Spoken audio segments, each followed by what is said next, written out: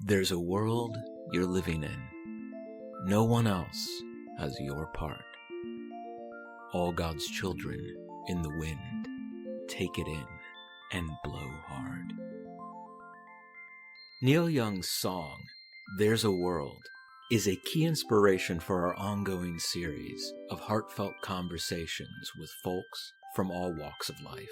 We're diving in and exploring their practice, their process, and how they express their unique genius to help create a more compassionate, wise, and present world. This is your part.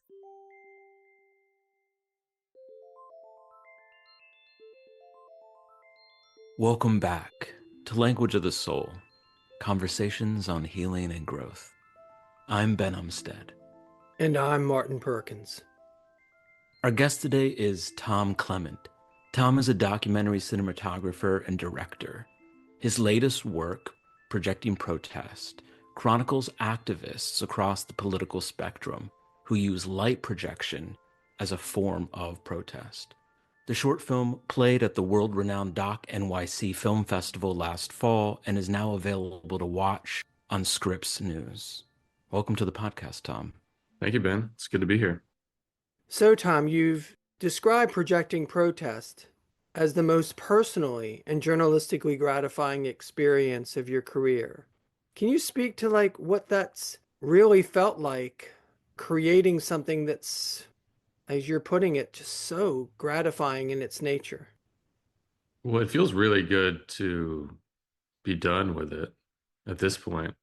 For such a what feels like a really long time, really 2 years, 2.5 years, this was the way that I engaged creatively, that I accessed that part of myself that was really applied to figuring something out, doing something that felt important. Because the whole context of when I was working on this project, I was working as a video journalist for Scripps News, doing things that were assigned to me and largely covering stories that were deemed important by, mainstream news. And I, for the most part, didn't really agree that those stories were that important. Or maybe they're important, but the way they're being covered or the amount of attention just didn't actually feel resonant with what I think is important, or didn't feel human. It didn't feel like we're kind of ignoring what's actually happening on a spiritual level, just how humans are being affected. And to me, I think from my Quaker upbringing and just from my personal interests, irreverence, people sort of feeling fed up and exploding out of their shells to demand some righteous justice always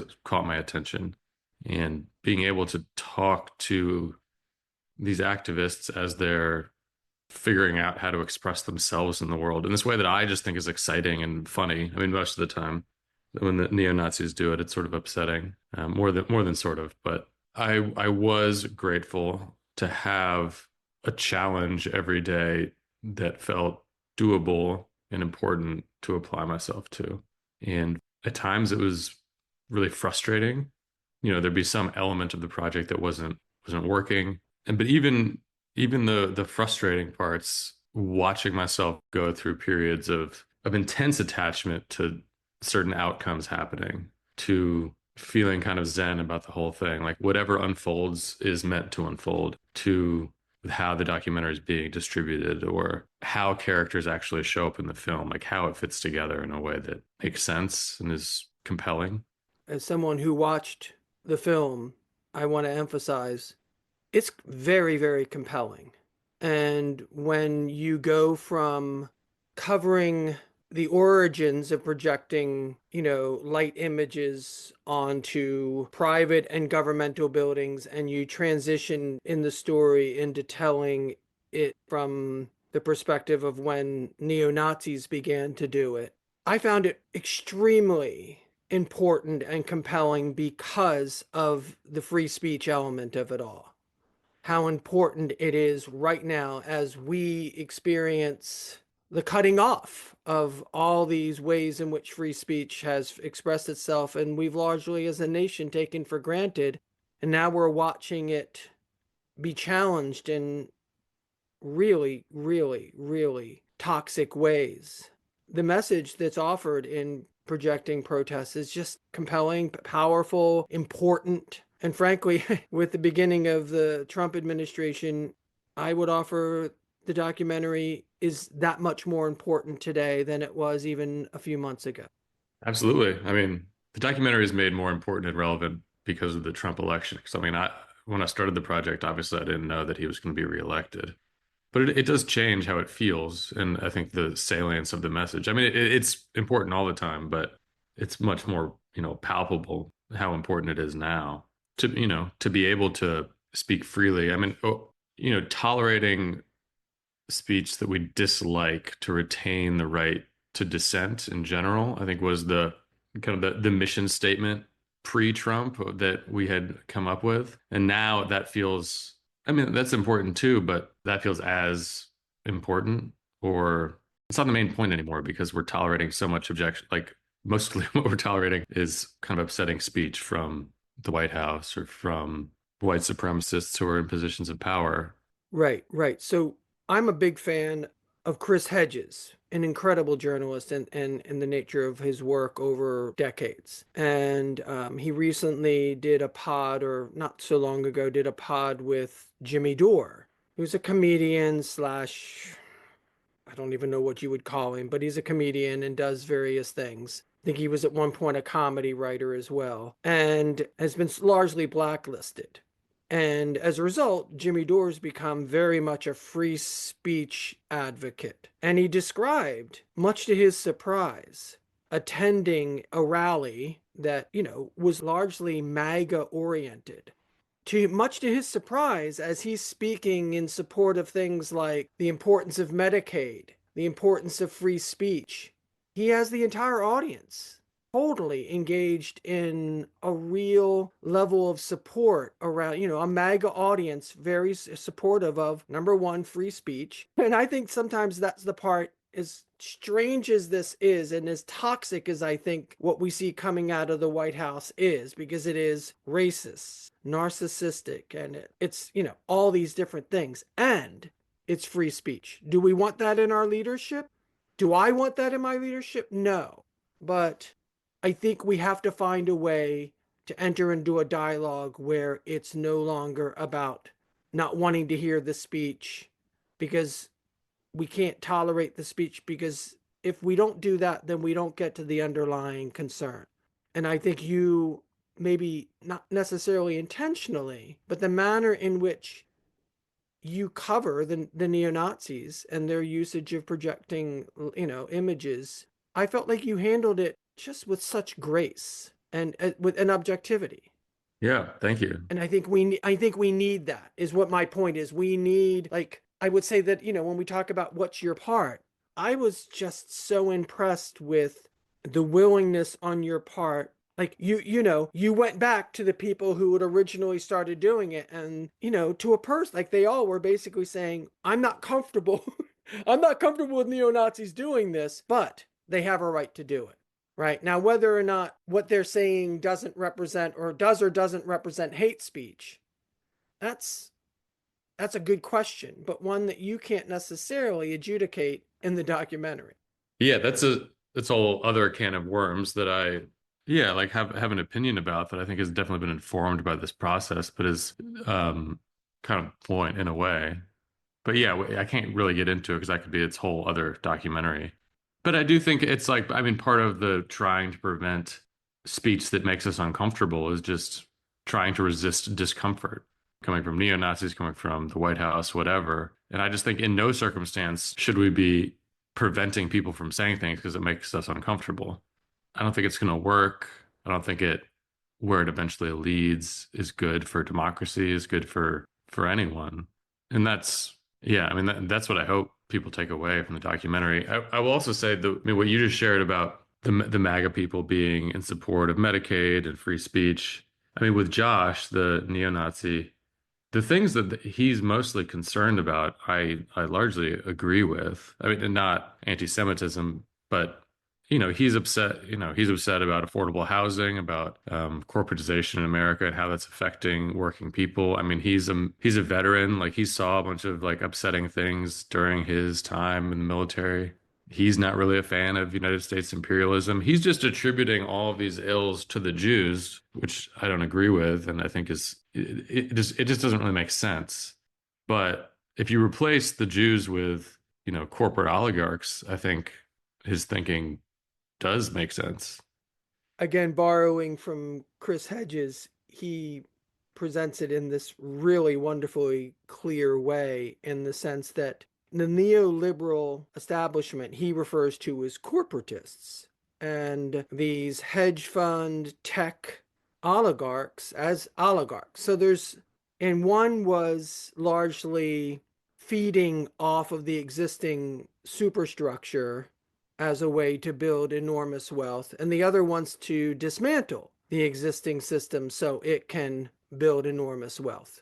Neither is at all interested in the common man. And as I'm listening more and more to really what's happening, the truth is that what concerns us all is, like you're pointing to, is pretty universal. We're all seeing the same things. How we're arriving at our answers. Can we have empathy? Can we, as Ibram X. Kendi points to, can we all practice being really self-aware around our biases? And the truth is, many can't, on both sides of the aisle, right? And if we're going to come to common answers that represent, because the truth is, I really think that the MAGA people at the end of the day have come to this very highly biased place, that in which those answers that they've arrived at don't really belie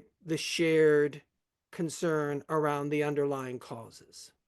In other words, the cause, like you said, you're speaking to a neo-Nazi. To what degree could you even imagine that you would largely find yourself agreeing with his concerns? And yet there you are. And it's powerful to recognize such a thing. And frankly, speaks to your own authenticity that you'd even be willing to say it out loud, right? And I love you for that, because that's the kind of conversation that has the potential to change the world.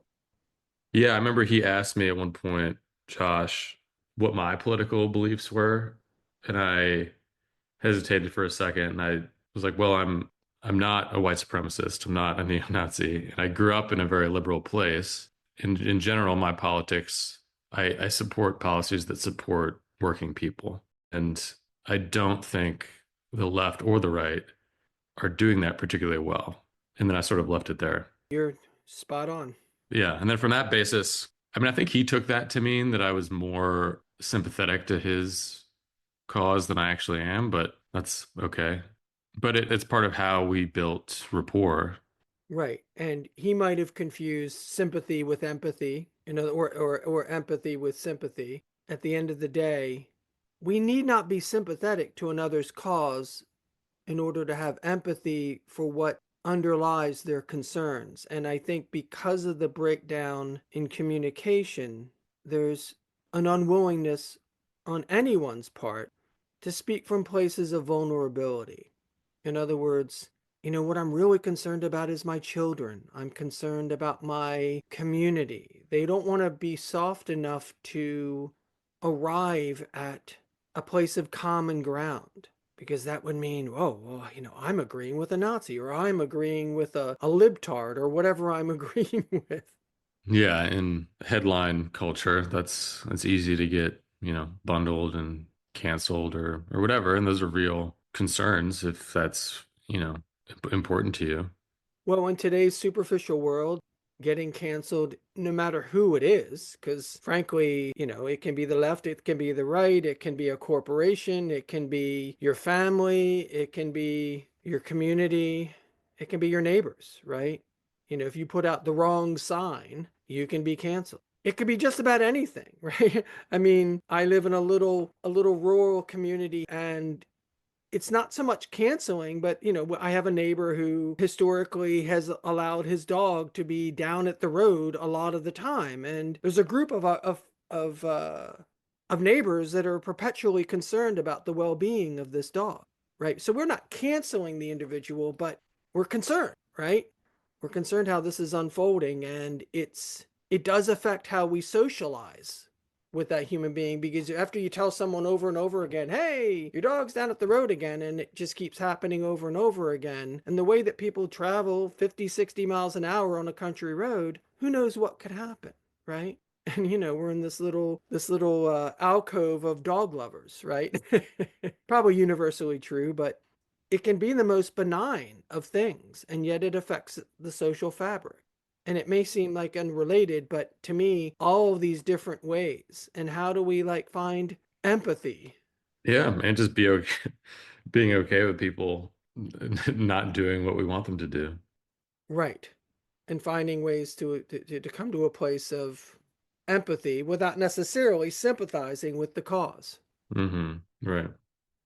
I wanted to shift gears a little bit here because, you've spent a significant part of your career, working for a large journalistic organization. You've also spent a significant amount of your time as a freelance creative. I'm interested, how has it felt doing that dance going back and forth? Where are your edges around that? Because not just financially, because for a lot of people, doing their part oftentimes means taking risks. And what does that mean for you, having been on both sides of the sort of work street? Well, I'm grateful to Scripps for the opportunities and the structure.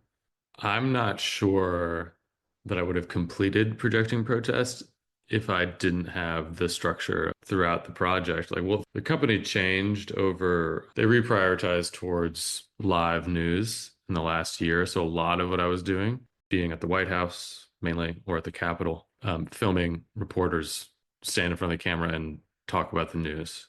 I usually had to be there at like 6 a.m. So I just had to wake up, go down there, and then I would be sitting there. It's like being in a really boring class at school. I wasn't forced, but I wanted to do something with my time that felt engaging. And so most of the scripting and editing of Projecting Protest was done in between other assignments, like sitting in the press room at the White House or in the rotunda at the Capitol. And that's what for me made it kind of enjoyable.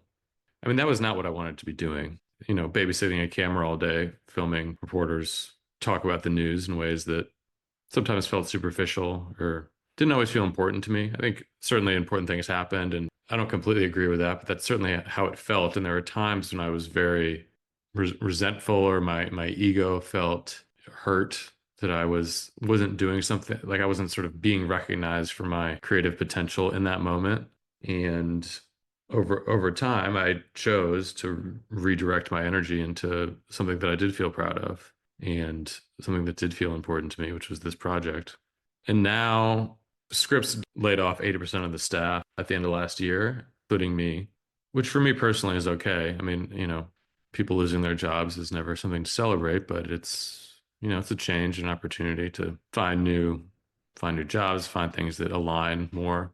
And for me, I was welcoming the change to step into doing the type of documentary journalism that I have wanted to do for a long time, and it's just spending more and more of my energy doing that.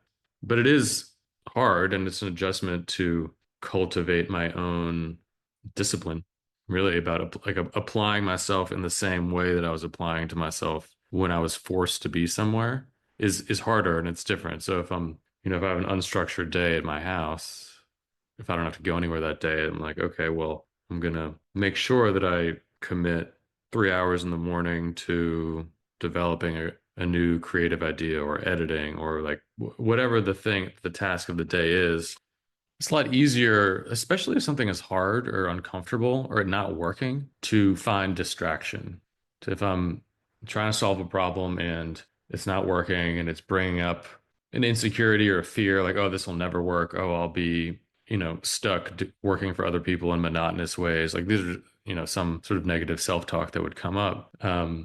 Like kind of breathing through that story, like allowing it to be there, but not completely consume, and then reapplying, like embracing that discomfort as part of the creative process is, I mean, it's something I still work with and struggle with. And some days it's a lot easier than others. Hi, everyone. If you've been enjoying our podcast, please consider visiting martinperkins.com for more healing and growth resources. Over there you can check out the Language of the Soul 1-year course, the paperback and audiobook editions of Language of the Soul, A Path of Simplicity. And you can also sign up for our newsletter, which is full of heartfelt essays, news, and events. As burgeoning podcasters, the greatest gift you can offer Martin and I is to share this podcast with just one person.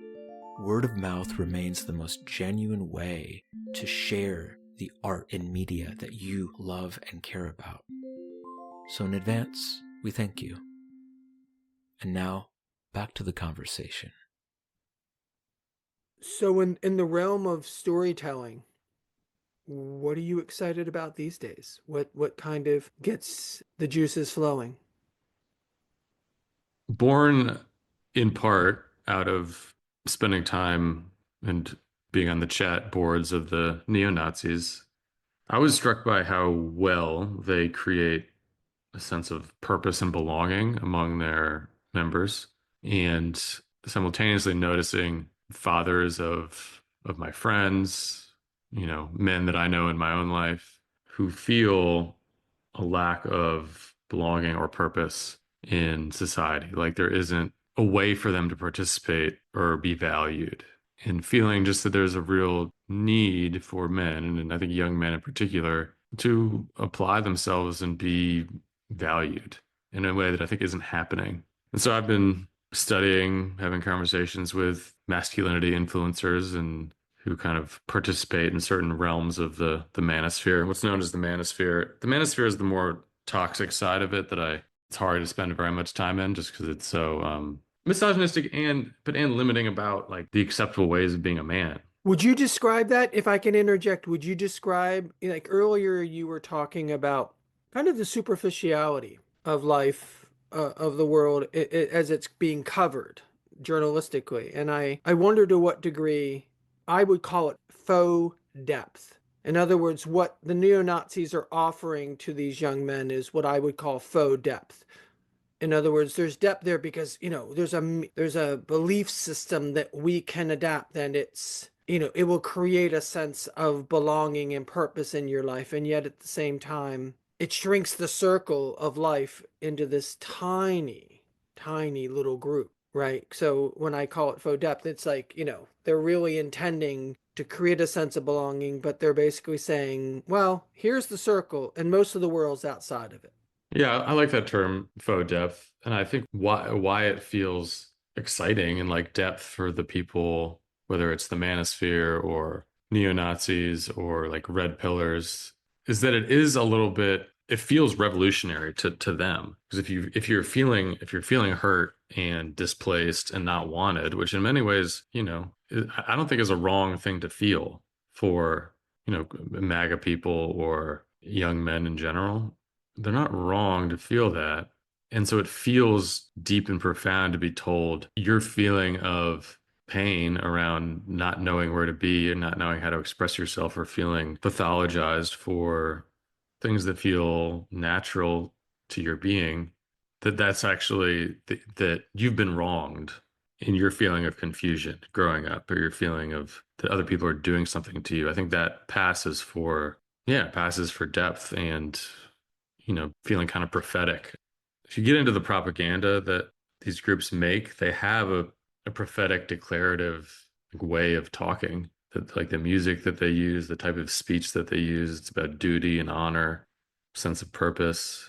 Fascism more generally uses a lot of that language.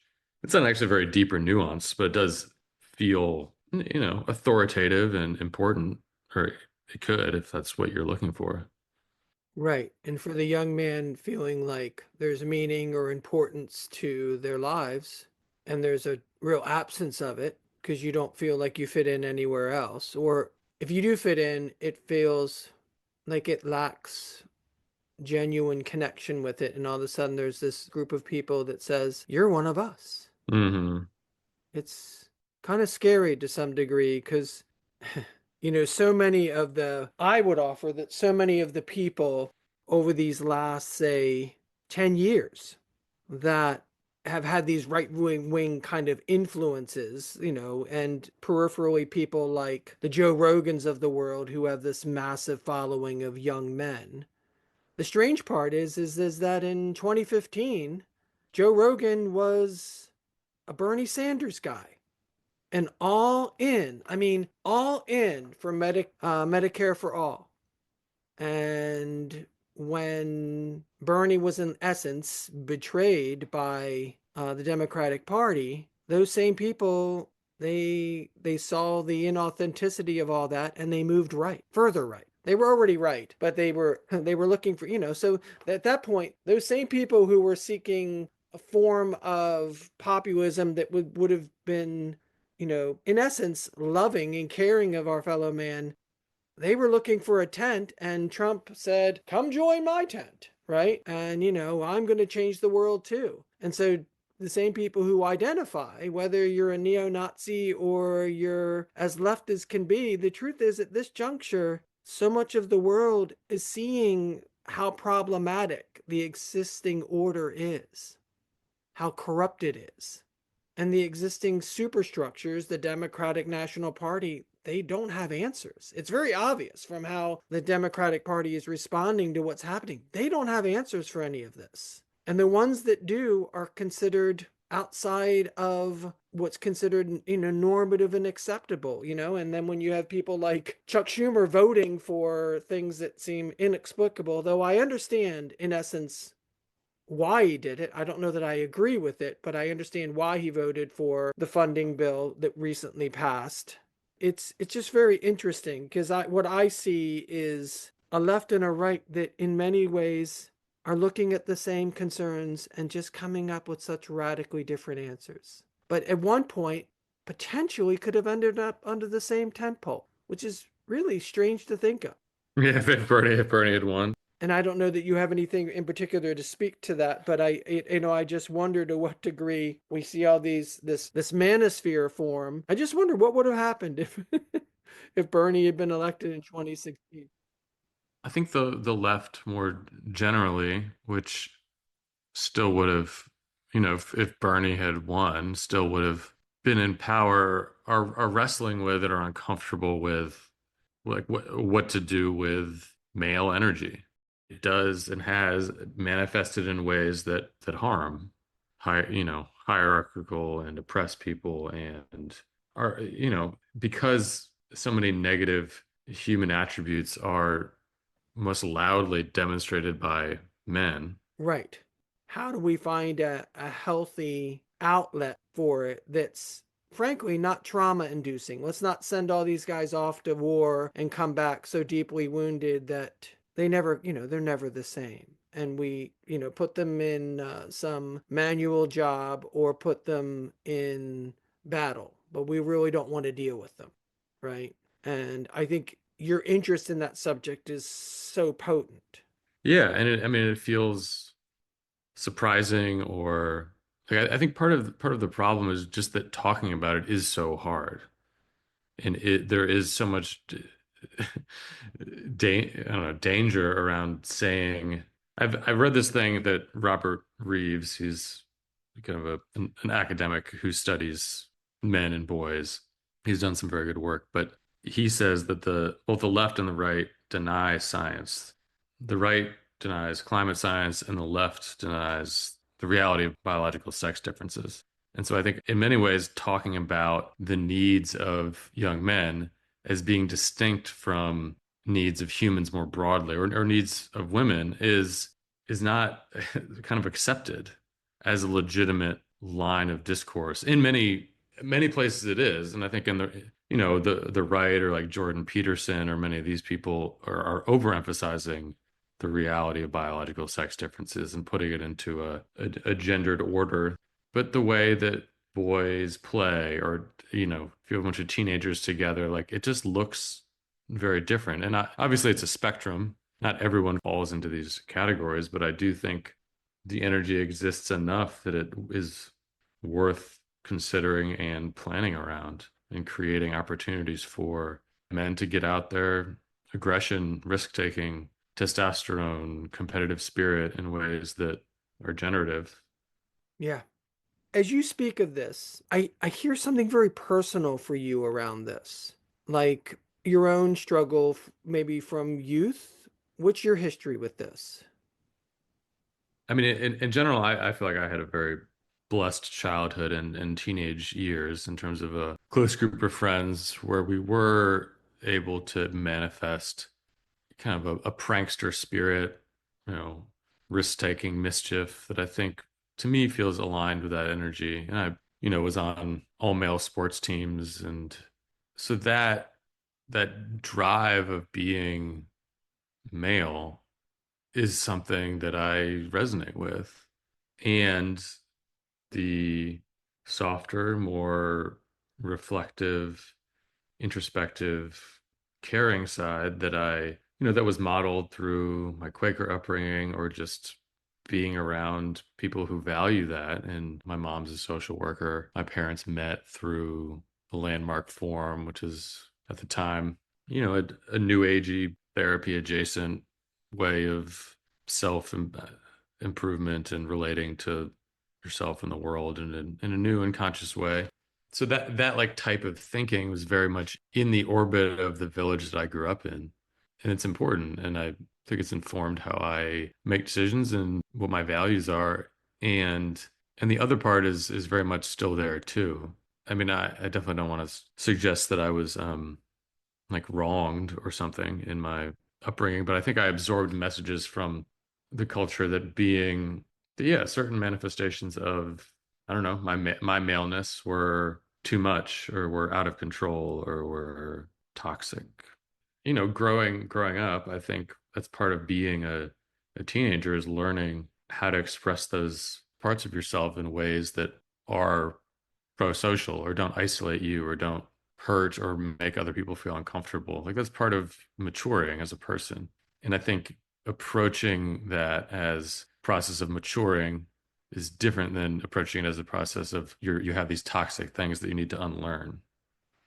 As I hear you speak of your own experience, and you and I have had many conversations into this general realm, but also, in all of the sort of peripheral conversations one can have and being, a male in this world and someone seeking to practice consciously as a male, right? To be self-aware. And I've often wondered just how different my life would have been if I had been born, 30 years later. And instead of being, a child, a teenager in the 70s, what would it have been like to be a teenager in the aughts, and how different, and in so many ways you're describing those differences, right? Because there's the world continued to change, and rightfully so, given an incredibly long history of misogyny in this country and in the world in general. Women have stepped up and said, you know no more, and rightfully so. But it then puts us as males into, okay, how do I change? How do I grow? And how do I continue to love who I am? And one of the, and I'm not, I'm about to say something, I'm not asking really for comment, but as you were speaking, what arose in me was connected to all this, which is its own thing, but so deeply connected to what it feels like to be a young man or woman. And that is that, culturally speaking, I learned this first from Michael Meade, storyteller, mythologist, very involved in the early men's movement along with Robert Bly. And his holding of this situation is that until the elders are restored into the family structure, the children and the young people of the world are going to feel untethered. That, in other words, an inherent part of the family structure always, going back millennia, included the elders. The elders, in many ways, were the primary caregivers because mom and dad went off and worked. Whether they were working the fields, they were hunter, it doesn't matter what they were doing. They were off because they were young and able. And the elders by virtue of, time and aging, were no longer able to do that, but served the role of caring for the young. They created that direct transmission of wisdom to the young person. Now we take our old people, either the old people choose by choice or they are relegated so, and they're separated. There are senior communities. There's, in large measure, because of people's health pictures, it's not perceived even possible that the elders can live in the same family home universally the way it once was. And that absence of support, real grounded wisdom, and the transmission of it has been lost. And so that deep meaning, that soulful wisdom, now is both, regardless of gender, young people are desperately grasping it at deeper truths and end up vulnerable to, well, the manosphere. That's a take, a way of looking at least an element of this picture. And when I speak of elders, I don't necessarily mean that you have to be really old, but rather you need to be well cultivated. And it's tricky. And it's necessary. So, Martin and Tom, really listening deeply into these spaces that you've shared, I'm so struck by, Martin, what you have described as wisdom not being well cultivated, and how in one's youth, often those risks, that you've spoken of, Tom, the need to express, to test boundaries is the first indication of wisdom coming through adolescence, right? We've cultivated enough experience as, little beings through childhood and into, teenagedom and into being a young adult to where it's wisdom unfettered in a way. It's wisdom really trying to find its place. And when you talk about the manosphere, when you talk about the ways that different groups use propaganda to be profound, it captures what I think is at the heart of being a teenager, where you're having profound experiences and you're aware of how profound they are, of how they're impacting you on a day-to-day basis. It's such a scary and joyous time because of the self-awareness that is now at like a new depth, and it feels unwieldy. This is something that I think spreads out over the course of being human, particularly in this era where one could argue that it is a case of arrested development, that, even as an adult in their 30s or 40s or 50s or 60s, there is this sense of still feeling untethered, of not having that wisdom being deeply considered and cultivated. And I would offer, through a lot of the experiences that you shared, it's being okay with being uncomfortable. It's finding places in our wisdom and our risk taking and our passions and our purposes and our values to feel uncomfortable, right? And to find compassion for ourselves and then others in that uncomfortable space. I mean, what you do as a documentarian, you have to really be aware of your biases, right? I mean, you talked about your experiences with Josh Nunez, the neo-Nazi, in terms of just building a rapport and building trust for him to be able to share a part of his life with you in this context of your storytelling. And that's an uncomfortable space to exist in. And I think that's why often we, in news media and in media in general, choose the most shallow perspective, the most kind of basic perspective. In your embodiment as a storyteller, what makes you uncomfortable and what challenges your space of cultivating compassion within yourself, like knowing that compassion, knowing those edges? I think it gets to the tension between that I feel between, in, meditation or consciousness practice, whether you attribute it to Buddhism or spirituality in some other way, or Taoyin. There's a sense of you're cultivating what's already inside you, that like I am enough inherently. And I very much want at the same time to create something of value in the world, and to create something that feels like it illuminates truth, that it is interesting and worthwhile, that it humanizes across difference. And I realize humanizing neo-Nazis is a contentious and unpopular thing to do. And it's not exactly what I'm not specifically talking about humanizing neo-Nazis, but just like finding the truth in all of these different perspectives. I just think it's more interesting and honest. And at the same time, I think objectivity is a lie. And we're all subjective. And I think that's one of the things that feels so shallow about news media in this country. It's different around the world, and in the UK, it's definitely different. I think it's okay to have a perspective and be subjective, but what's important is transparency. Is you're transparent about your perspective and why you feel that way. I think media is moving that way, but that is the position that I take and that I aspire to take. I mean, honestly, what pushed me through a lot of making Projecting Protest was an intense fear of doing boring work for other people into my older years. I saw people I was working next to, you know, camera guys who spent their whole careers shooting news.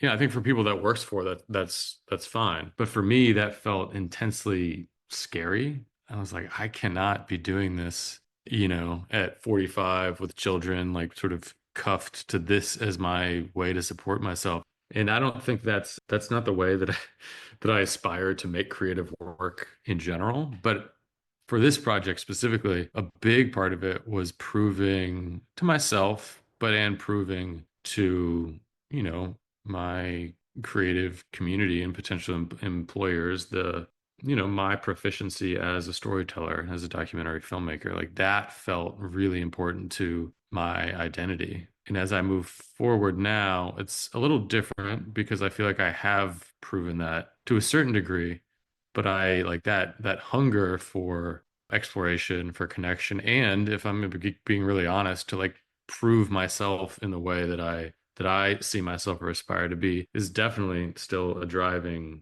force. And and I think I have a gift of, being able to build rapport with all different kinds of people is something that I feel uniquely good at. And creating an overarching project or initiative and drawing the right people into it, and inviting them to participate. And it was like it took a long time to get in contact with some of the eventual characters, but the fact that I was able to pitch to them what was happening in a way that they saw the value in, I know is unique, and is what makes me feel confident that I can continue to make work that feels important. That's beautiful. That's beautiful, Tom. And I really love how you speak and explore and grow into what's not comfortable, where you're not at ease. I just want to bow to you because it takes a lot of work to do what you're describing. So thank you. Yeah, thank you for that acknowledgement. Projecting Protest is now available on Scripps News. Tom, where can folks connect with you if they're interested in your future work and current endeavors? You can find my work. It's probably the easiest if you follow me on Instagram at tclem, TCLEMM, or on my website at tom-clement.com. Yeah, I'll be, posting other screenings for Projecting Protest and updates on the Manosphere project on Instagram, or I am starting to cultivate a mailing list, and you can get on that if you go to my website. Language of the Soul, Conversations on Healing and Growth is produced by Ben Umstead and Martin Perkins, with editing and music by Ben Umstead.